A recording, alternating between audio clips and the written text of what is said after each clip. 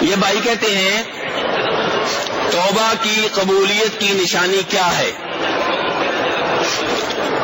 میرے بھائی اس بارے میں علماء کرام نے یہ لکھا ہے کہ توبہ کی قبولیت کی نشانی یہ ہے کہ آپ کی زندگی توبہ کے بعد اس زندگی سے بہتر ہو جو توبہ سے پہلے ہے۔ اگر آپ وہ گناہ جس سے توبہ کی ہے پھر بار بار کر رہے ہیں تو اس کا مطلب یہ ہے لگتا ایسے ہے کہ جیسے آپ کی توبہ قبول نہیں ہوئی۔ تو توبہ کی قبولیت کی نشانی یہ ہے کہ آپ وہ گناہ اب نہ کریں بلکہ پہلے گناہ کو یاد کر کے روتے رہیں، اللہ کے سامنے گڑگڑاتے رہیں، اللہ سے معافیاں مانگتے رہیں۔ تو یہ ہے میرے بھائی توبہ کی قبولیت کی نشانی۔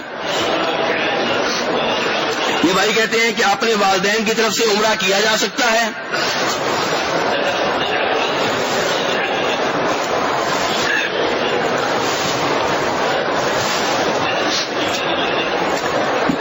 میرے بھائی یہ مسئلہ کل بھی بیان کیا تھا کہ پہلی بات یہ ہے کہ جب آپ نے کسی اور کی طرف سے عمرہ کرنا ہو، حج کرنا ہو، تو پہلے آپ نے اپنا عمرہ اور حج کیا ہوا ہو۔ اور میں نے حدیث پیش کی تھی جسے حدیث شبرما کہتے ہیں، کیونکہ اس میں ایسے آدمی کا ذکر ہے جس کا نام کیا ہے؟ شبرما، کہ ایک آدمی نے حج کی نیت کی اور اس کے بعد تلبیہ کہا اور تلبیہ میں کہہ رہا ہے کہ میں شبرما کی طرف سے حاضر ہوں، شبرما کی طرف سے لبیک کہتا ہوں۔ تو نبی علیہ الصلوۃ والسلام نے کہا کہ تم نے اپنا حج کیا ہے؟ تو اس نے کہا نہیں۔ تو آپ نے کہا کہ پہلے اپنا حج کرو پھر شبرما کی طرف سے کرنا۔ اس لیے پہلی شرط یہ ہے کہ آپ نے اپنا عمرہ اور اپنا حج کر رکھا ہو، اور دوسرے نمبر پہ یہ کہ جس کی طرف سے آپ عمرہ یا حج کر رہے ہیں وہ فوت ہو چکا ہو، اور اگر زندہ ہے تو وہ جسمانی لحاظ سے خود عمرہ اور حج کرنے کی نہ طاقت رکھتا ہو نہ یہ امید ہو کہ اس کے پاس کل کو طاقت ہوگی، یعنی کہ اس کی صحت کے حوالے سے آپ مایوس ہو چکے ہوں، ڈاکٹر مایوس ہو چکے ہوں کہ اب اس کی صحت ایسی نہیں ہوگی کہ خود عمرہ کر سکے، تو پھر آپ اس کی طرف سے عمرہ اور حج کر سکتے ہیں۔ تو والدین کا بھی یہی معاملہ ہے، اور ایک وقت میں ایک عمرہ ایک ہی طرف سے ہوگا، ایک حج ایک ہی طرف سے ہوگا۔ کئی بھائی یہ سمجھتے ہیں کہ میں ایک عمرہ سب پہ تقسیم کر دوں گا، نہیں میرے بھائی ایسی کوئی بات نہیں ہے، ایک عمرہ ایک کی طرف سے ہوگا، ایک حج ایک کی طرف سے ہوگا۔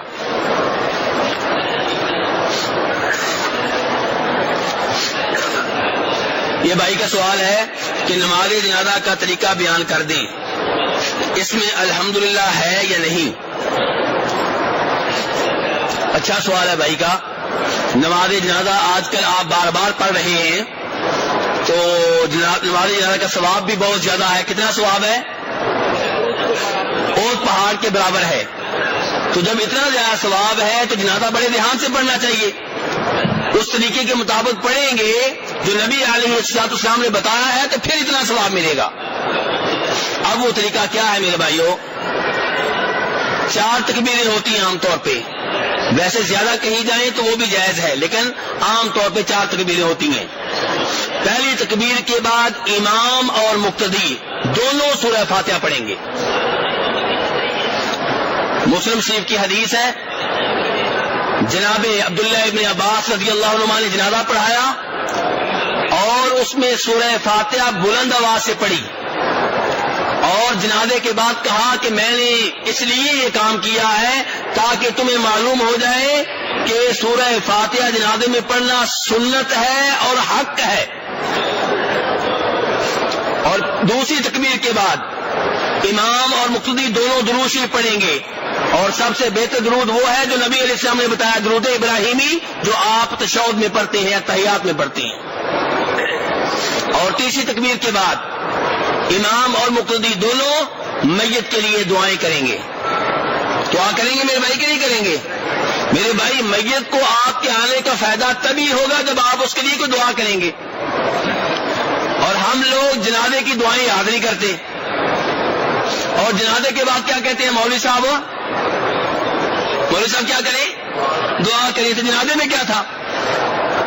شریعت نے جنازہ رکھا ہی اسی لیے ہے کہ آپ لوگ اجتماعی طور پہ میت کے لیے دعا کریں۔ لیکن ہم لوگ جنازے میں خاموش کھڑے رہتے ہیں، جنازے کی دعائیں یاد نہیں کرتے. میرے بھائیوں، جنازے کی بڑی عظیم دعائیں ہیں. نبی علیہ الصلوۃ والسلام کے الفاظ میں بڑی برکت ہے.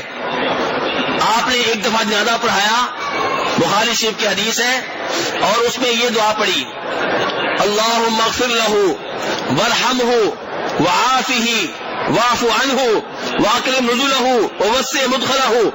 آگے بھی ہے یہ دعا کہ اے اللہ اس میت کو معاف کر دے، اے اللہ اس پہ رحمت نازل فرما. اچھے الفاظ ہیں کہ اچھے نہیں ہیں؟ بہت اچھے ہیں. وعافہ، اے اللہ اس کو عافیت میں رکھ، ان کے ہر مصیبت پریشانی سے محفوظ رکھ. واعف عنہ، اس کو معاف کر دے، اس کے گناہوں کو یا اللہ نظر انداز کر دے. واکرم نزلہ، یا اللہ اس کی بہترین مہمان نوازی فرما. ووسع مدخلہ، یا اللہ اس کی قبر کو وسیع کر دے. اور آگے بھی ایسے ہے کہ اس کے گناہوں کو دھو دے پانی سے، اولوں سے، برف سے، اور اس کو دنیا کے گھر سے بہتر گھر دے. یہ سارا کچھ اس میں آتا ہے.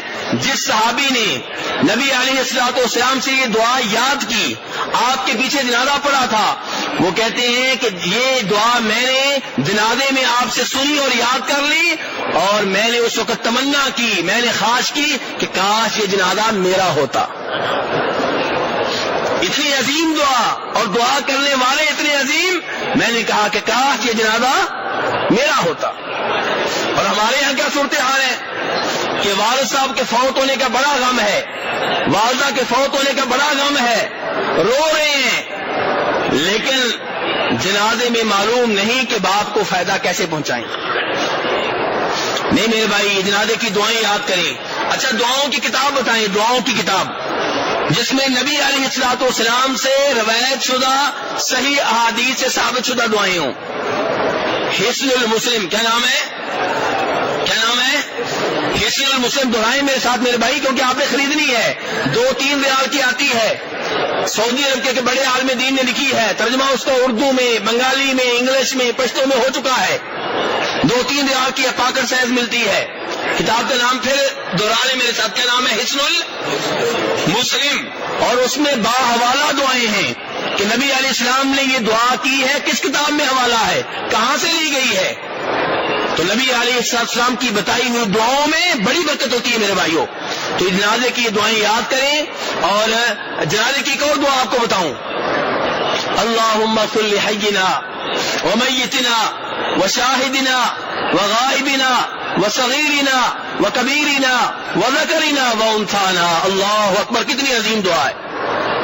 لوگ کہتے ہیں جنازے کے بعد دعا کریں. اگر جنازے میں دعا کی ہو تو جنازے کے بعد یہ نہ کہنا پڑے کہ مولوی صاحب دعا کریں. یہ دعا سمجھے تو صحیح. اللہم اغفر لحینا ومیتنا، اے اللہ جو ہم میں سے زندہ ہیں ان کو بھی معاف کر دے، جو فوت ہو چکے ہیں ان کو بھی معاف کر دے. ہاں جی، کل کائنات اس میں آئی کہ نہیں آئی؟ یا لوگ زندہ ہیں یا فوت ہو گئے، سب اس میں آ گئے. کہ اللہ جو ہم میں سے زندہ ہیں ان کو بھی معاف کر دے، جو فوت ہو چکے ہیں ان کو بھی معاف کر دے. وشاہدنا وغائبنا، یا اللہ جو یہاں پہ موجود ہیں ان کو بھی معاف کر دے، جو یہاں پہ موجود نہیں ہیں ان کو بھی معاف کر دے.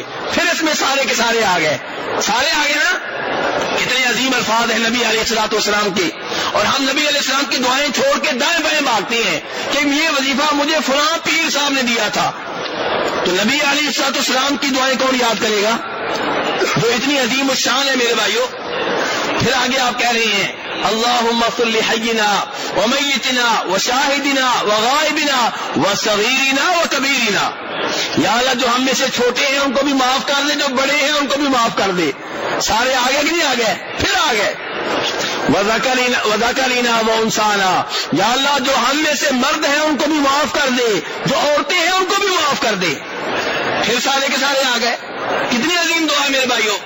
تو نبی علیہ السلام کی دعائیں یاد کریں اور جنازے میں پڑھا کریں میرے بھائیوں. بھائی نے جنازے کا طریقہ پوچھا تھا، میں وہ بتا رہا ہوں.